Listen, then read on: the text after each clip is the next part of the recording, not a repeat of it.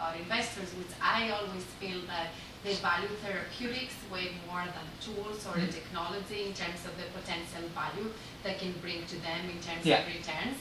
And how do you feel about sort of like the future of raising the next series? And do you think, how are you going to use the learnings to go further? And do you think it's going to be a platform or maybe eventually? I mean, you should definitely comment on the investor stuff. Too, I do think most biotech investors are wired for therapeutics because they want to do the big outcomes. Like a therapeutic that works is whatever, 2 billion plus outcome. Most tool stuff, even if they're wildly successful, it might be a few $100 million and Thermo buys you or Danaher buys you. So usually the tools don't have big outcomes, like the Illuminas and 10Xs are very much the exception. So people that do tools tend to be smaller funds, they tend to be less ambitious with it. So right now with Portal, we're kind of trying to have it both ways, where we think we have the relative safety of being a tool, because we're generating revenue and all that, it's not a binary, super expensive risk, but we think we have the upside of therapeutics or beyond, because it's such a fundamental problem. And if you can solve it, there's many, many, many use cases. So I think the challenge just becomes which tool investors are willing to be more ambitious, or which generalist or therapeutic investors are willing to see that this could be a tool beyond many others. Yeah, Arman put it really well.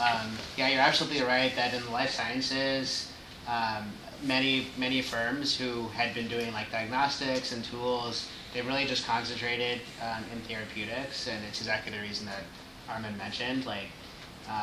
Actually, Pear put out a piece with some of our fellows looking at kind of like the biggest 50 biotech startups over the last 15 years, and what the number of in those 50 of therapeutics companies that were there?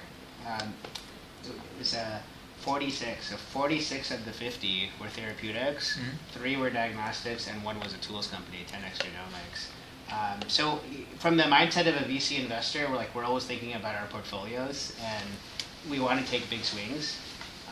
Therapeutics is definitely a big swing where if a company takes a bet on a program and happens to get it right, they can IPO in 4, 5, 6 years when they get to phase 1, phase 2.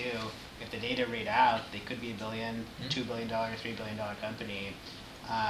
And if we have a portfolio of these bets, maybe half of them are going to go nowhere. Maybe a couple will go okay, and then maybe 1 or 2 will kind of knock it out of the park.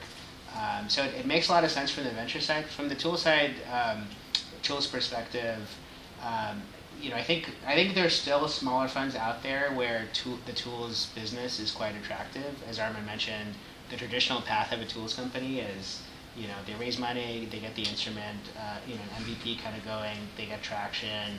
Eventually, they kind of reach growth stage, and then, they prove that there's, a market segment for that, and then they get acquired by one of the big consolidators like a Danaher or Thermo.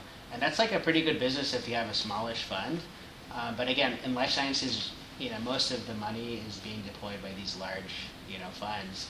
I think Arman is exactly right too. That the reason we were excited about it, not only because we've known Arman for many years, and we also love the fact that he's now had this experience of starting a company out of his PhD, taking it all the way to an IPO, and then now taking all these learnings onto Portal, having such a head start and being able to move quickly in the field. I think just the breadth of the platform, like what it can accomplish. We saw an opportunity that was just much bigger than your average. Here's some like component of a research tool. Maybe it's a sample prep, that you're doing. But just really kind of a small piece of the workflow. Yeah. Just the enablement across cell therapies and drug discovery. We just